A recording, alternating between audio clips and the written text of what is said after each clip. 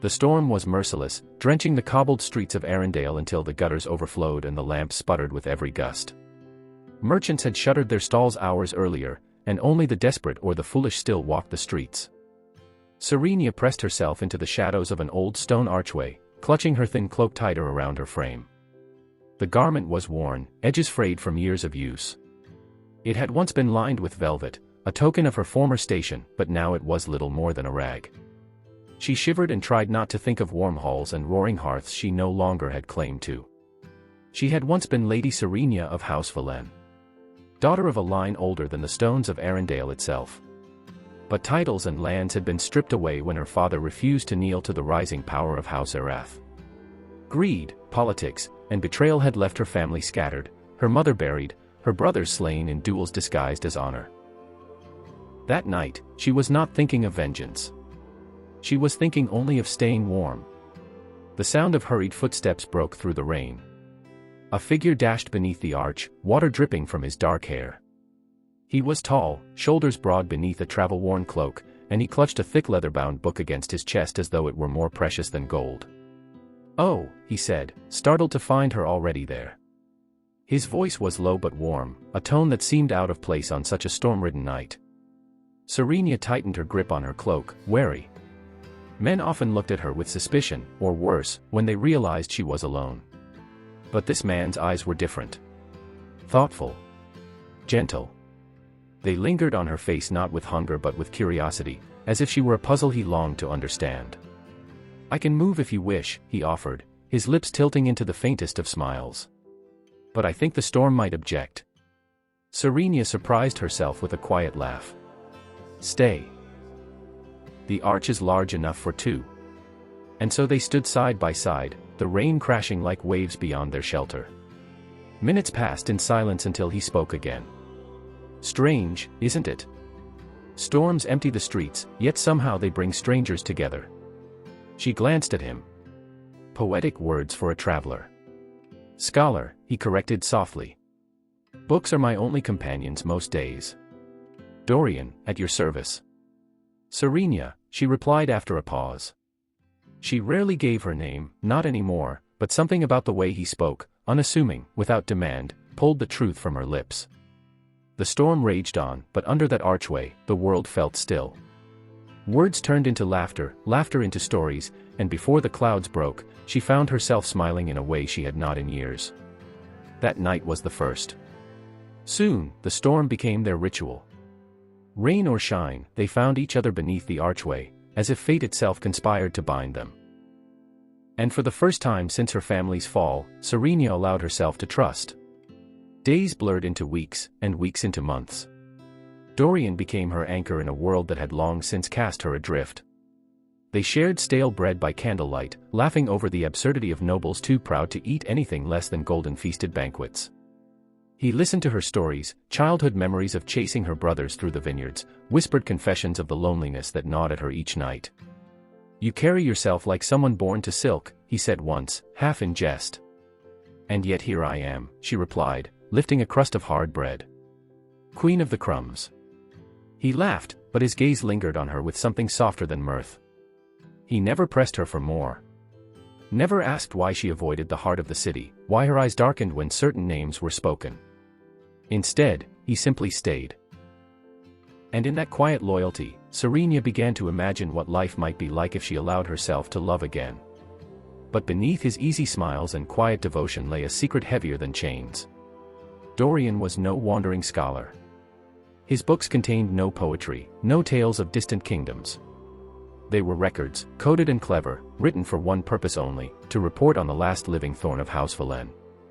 For he was an operative of House Erath, her family's destroyers. His task was simple, to determine whether Serenia harbored ambitions of reclaiming her house, whether she might still pose a threat. And Southwest He stayed close. Too close. Every laugh they shared, every confidence she gave him, was inked into the hidden journals he sent by night. Each word of trust became both a bond and a betrayal. What he hadn't expected was the ache in his chest when he saw her smile. What he hadn't planned for was the truth that crept upon him like ivy. He was falling in love with the very woman he was meant to ruin. And in that contradiction, Dorian's heart began to fracture. The betrayal came like lightning, swift, merciless, and impossible to undo. It was evening when Serenia discovered the letter. She had returned from the market, a small basket of bruised apples tucked against her arm, when she noticed the slip of parchment shoved beneath her crooked door. The wax seal glistened red, stamped with the sigil of House Erath, a serpent coiled around a sword. Her hands trembled as she broke it open. Report received. You've done well.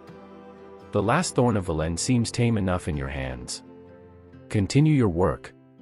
When she is ripe with trust, we'll decide her fate. Her vision blurred, the words swimming as if the ink itself bled. The basket fell, apples rolling across the floor. Tame. That was the word that gutted her. They hadn't seen her as a woman struggling to survive, but as prey. Snared, subdued, conquered by the one man she had dared to trust. Her blood froze, then boiled. She could not breathe, not until fury forced the air back into her lungs.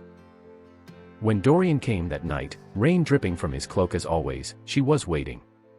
The letter lay on the table between them like a poisoned dagger. His smile faltered when he saw her face, her eyes sharp as glass, her lips trembling not with affection but with rage. Serenia, he began carefully, what? You were sent to destroy me, she spat, her voice cracking on the word destroy. She slammed the letter against his chest. To watch me, to toy with me, to mock me as I confided in you. Dorian staggered back, horror dawning on his features. It's not what you think. It is exactly what I think, she cried, tears hot on her cheeks. Every laugh, every word, every promise, it was a lie. No. His voice broke, raw with desperation. The mission was real, yes. I was sent. But I swear to you, what I feel, what I felt, that was never a lie. I love you, Serenia. Her hand struck his cheek with a crack that silenced him. He did not raise his hand to stop her. He only stood there, eyes glistening with a grief that mirrored her own.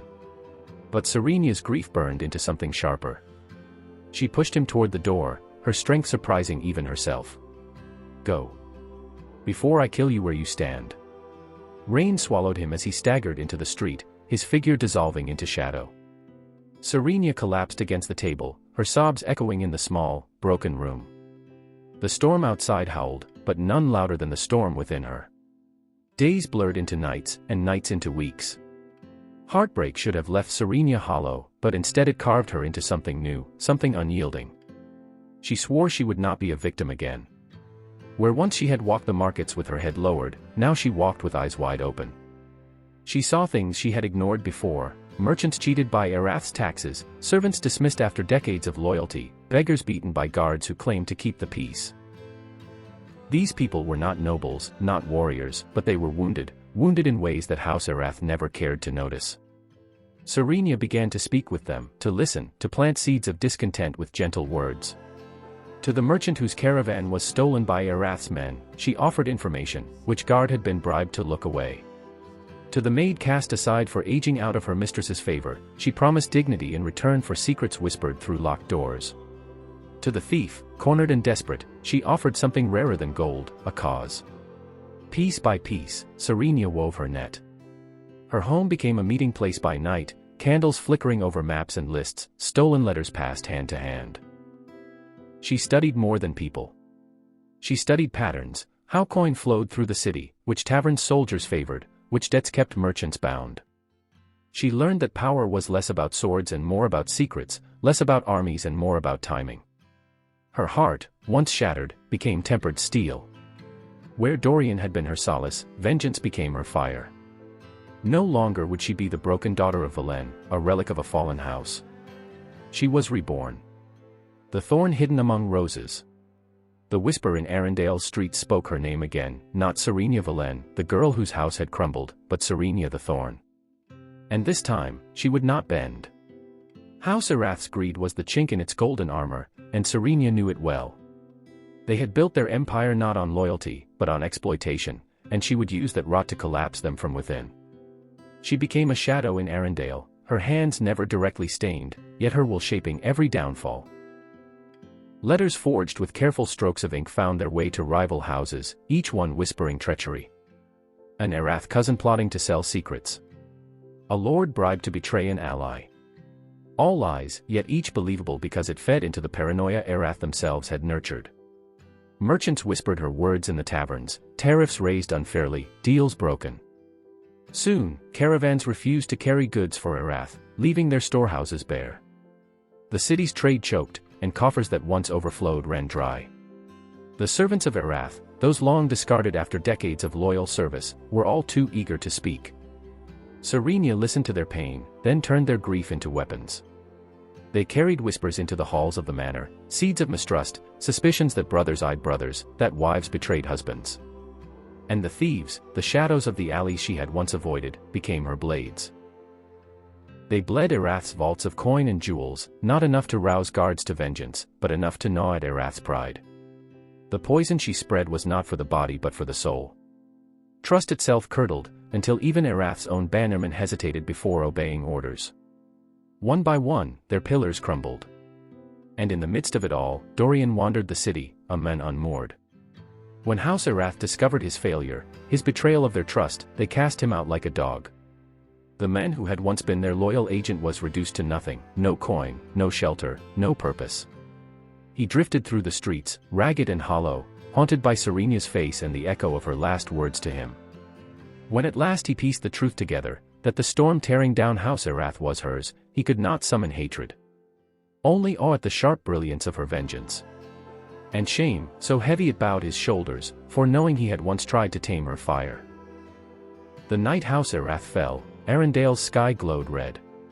Flames devoured the grand estate, their towers crumbling like brittle bones. People gathered in the streets, some gasping in horror, others whispering in satisfaction. The mighty serpent had finally been cut down. Amidst the ruin, Serenia stood on the hill, her cloak whipping in the smoke-filled wind.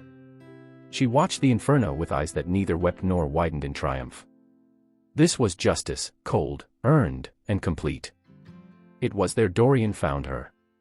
His steps were uneven, his frame thinner than she remembered. His once sharp attire was reduced to rags, and ash streaked his face. He stopped a few paces behind her, his voice raw from smoke and years of regret. "If you mean to kill me," he rasped, "do it now. I deserve nothing less." Serenia turned, her face half lit by firelight. Her eyes, once soft in his presence, were now sharpened steel. Yet within them burned something he could not name. Pity, perhaps, or the remnants of love long buried. "Kill you," she echoed, her tone quiet but cutting. She stepped closer, the flames painting her figure like a specter. "Death is too simple. Too merciful. You would welcome it, wouldn't you? To escape the weight of what you've done." His breath shuddered. He did not deny it. "No, Dorian." Her voice lowered, as if speaking only to him. "You will live. And every day you breathe, you will remember the woman you betrayed. The house you helped destroy. And the fire you could never extinguish." He fell to his knees, the fire's glow flickering across his hollow face. For the first time, he truly understood, she had stripped him of what he longed for most, release. And as Serenia turned and walked away, cloak trailing through the embers, Dorian bowed his head to the ashes, a man crushed beneath the unbearable weight of his own choices. Years bled into one another, and the fire of vengeance that had once fueled Serenia cooled into something steadier, a quiet strength, a relentless will to protect. No longer a pawn of noble games, she carved her own domain, a sanctuary where the forgotten and broken could find belonging. Children without homes called her Mother of the Hollow, and widows saw in her not a noble lady but a woman who had tasted loss and refused to yield. Her hall was Northwest Marble Estate, but a fortress of timber and stone, filled with laughter and clamor. Where House Erath once spread greed and tyranny, Serenia spread safety and resolve. She was still sharp, still wary, but her scars had become the foundation of her rule. And always, Dorian remained. He came not draped in velvet or bearing promises, but in silence and humility. His hands, once stained with the ink of deception, grew calloused from honest labor. He fetched water from the river at dawn. He fixed roofs when storms tore them apart. He bled defending her haven from raiders who thought the Hollow an easy target. Never once did he beg her to take him back. never once did he plead for absolution. He endured her cold glances, her silence, her refusal to grant him closeness.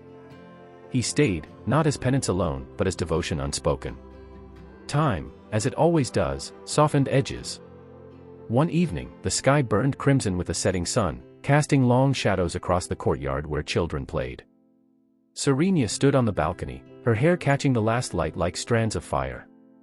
Below, she saw Dorian kneeling, helping a child fasten worn shoes, his expression gentle, his movements patient. Something inside her shifted.